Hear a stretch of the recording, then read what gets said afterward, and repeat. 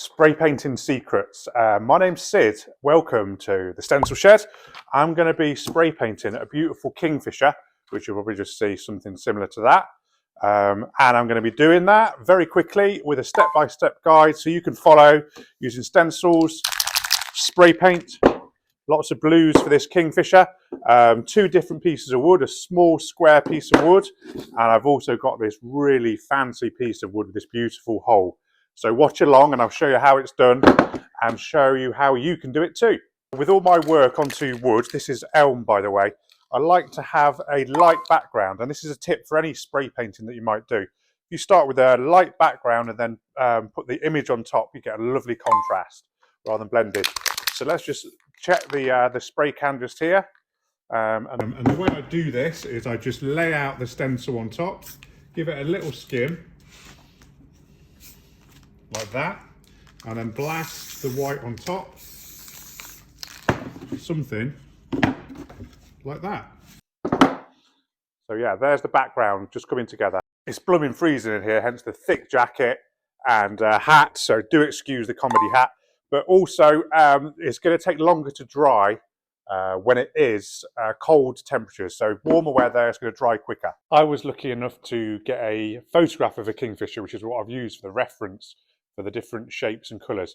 But if you just trace round a picture of a Kingfisher and start with a blue, including the beak, all the way round.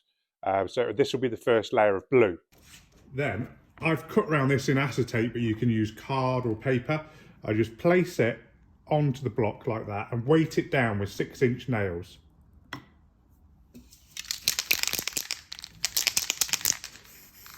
Quick test of the can. I'm starting here with a dark blue. This is going to be the dark side and this is going to be the light side. So I'm going to just fade it just with a bit of light on this side like that. Let's swap around the pieces of wood. Stencil over the top. Now, if you're just starting off, the overspray is a bit of a problem. I've seen some online tutorials. Really, it's just ridiculous. The overspray they get. Now, I use wood. So if I get a different colour overspray, and what I mean by overspray is when the paint goes onto outside of that stencil. But with time and knowing the distance right, it's not too much of a problem, but I just spray quickly, pointing the can away from the wood.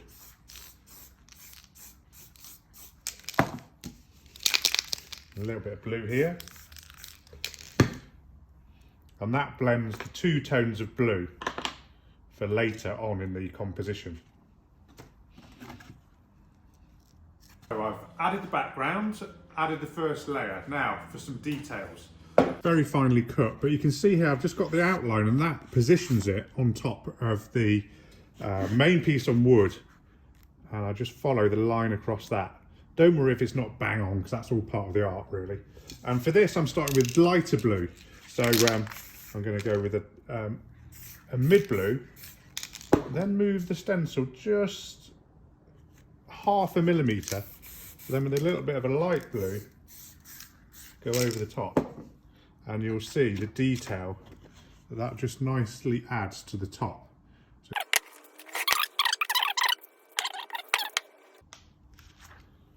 That's nice, that is nice. Beautiful piece of wood.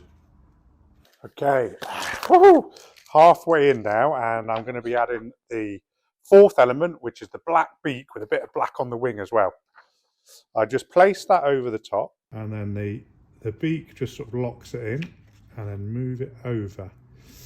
This is a slow cap on this black, small stencil, but if I just one go on it, fade it across, simple as that. We've got the black.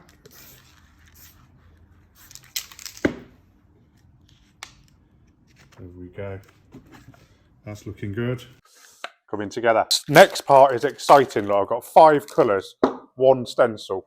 It's going to be the oranges for the Kingfisher's chest. And for this particular design, I've got a lot of orange on there, knowing that I want to blend these colours. And I'm going to start off. It's also exciting because the cup of tea is just brewed, so let's not forget that. That'll be being consumed in one moment. So it starts with this really bright but mid orange. And I spray that all over the chest. Then on the right side, I'm going to spray in the mid-orange, mid to light orange, but then yellow. And when you get the yellow and spray it over the top, it's not really yellow. It kind of turns into a bright orange because it's the mix with the light orange. Then I've got this high pressure red and I'm going to jet that in a third over on the left, just twice over, and then just finish it off with this burgundy red. That is looking good. So taking that off very gently. I mean, that is popping now, isn't it? Absolutely beautiful. Beautiful. And on the fancy, the trick is being able to repeat this, and this comes with practice. So when you first get going, you might want to break this stage down into 2 or 3 phases. So like an orange, a red, and a yellow. But I think if you can try and do it all in one layer, it gives it a good shape. And that shape looks much more like a painting. So let's start with the mid-orange as before. That goes all over. Light orange to the right. Yellow, ½ centimetre onto that right. Then a mid-red. And a dark red. Get that going. And again, consistency is key. And that comes with practice, like anything. The more you practice, the better you get. I'm bigging it up now, taking it off there. And I'm bigging it up because I was fairly confident that was a good one as well. I mean, beautiful there, really, really nice. So on top of the black, I'm just going to add a skim of grey. And this will just look like a light reflecting onto the black. Quite simple. I didn't actually have to wait for the orange to dry then particularly. I've just added the grey in just there. You see, it's all these fine details coming together gradually. It's at this stage I want to add something to the eye to make it a little bit special, and I'll work that up in a moment, but I use a model maker's paint which I set hard, and I just dab it on with a nail or a screw, in this case, rather large screw, and I just dab it as an indication of where the eye is, and I'm going to line that out later on after that's dried. And you can see almost instantly it's starting to bring life to the bird. You can imagine that eye just twinkling as the sun just catches it. He's about to dive in for his little fish. I'm getting excited now. I hope you're getting excited too. But yeah, there we go. He's coming together nicely. He looks a bit peculiar because he's just floating there on the piece of wood. So this is a little stump from bark that's totally dried out, which I actually get as a waste product from the timber merchant. I just pick it up off the floor when I'm at the timber merchant buying wood like this elm. It's all sustainably sourced, by the way. And it's fantastic because it just gives an automatic little bit of grounding for the Kingfisher as the perch. And I use just double strength super glue, paste that on, and all of a sudden, hey presto, you've got a floating Kingfisher that has turned into almost a work of art. Spray on the double strength super glue, place that on the back, give him a little push down. It's cold in the studio today, so I'm going to put that under the heater and I'll be back in about 10 minutes. Burn, baby, burn. I'm talking pyrography tool, and the one that I use is this, which is basically it's a hot knife. You plug it in, temperature gauge, and once it reaches about 500 degrees, then I know it's ready to go. And this is for all the detail work. I totally get that everyone doesn't use wood as their canvas. Now, if you're after the detail work, what I'd recommend is just these specialty paint pens. So I use Meloto One for All, same brand as the paint. And basically this is paint that you can just put on using a pen, essentially. A bit like a Posca is also a well-known brand. But yeah, because I've got the luxury of wood, I use this pyrography tool and burn the paint away. So let me show you how it's done. He's at about 500 degrees now. I'm just going to hold it up to the camera just here and see if I can show you. It's quite difficult when I'm holding it up, but Let's have a little look. So what I'm going to do is just burn the paint away.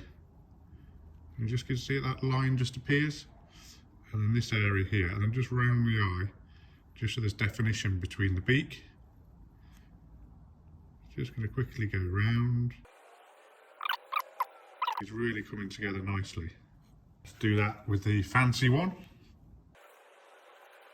Just as I'm about to sign this last Kingfisher, don't forget, do give me a subscribe here on YouTube. That'd be fantastic to do that. I've got loads of new plans for videos coming up, loads of fun videos going back about 17 or 18 years. It'd be great if you could hit subscribe. And also any questions on anything during this video, just give me a shout in the comments and I'll get back to you as soon as I can. I spray paint onto this clear acetate surface, which gives me a blob of paint basically. I use a tool and I just sign this straight onto the wood.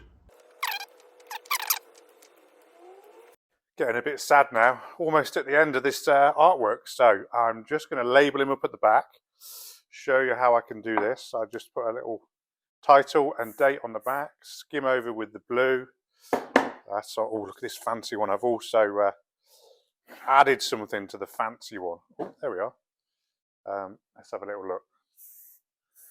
That's the blue on the back, all coming together, and now they need to be ready to hang as well. So I just drill centrally. I'm going to show you how these look hanging in a minute, and hopefully you're going to be pleasantly surprised.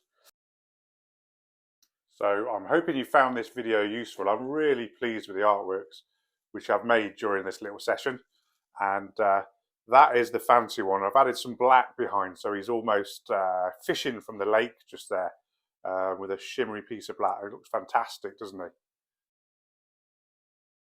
So I'm hoping you enjoyed the video and it's been useful, inspirational maybe.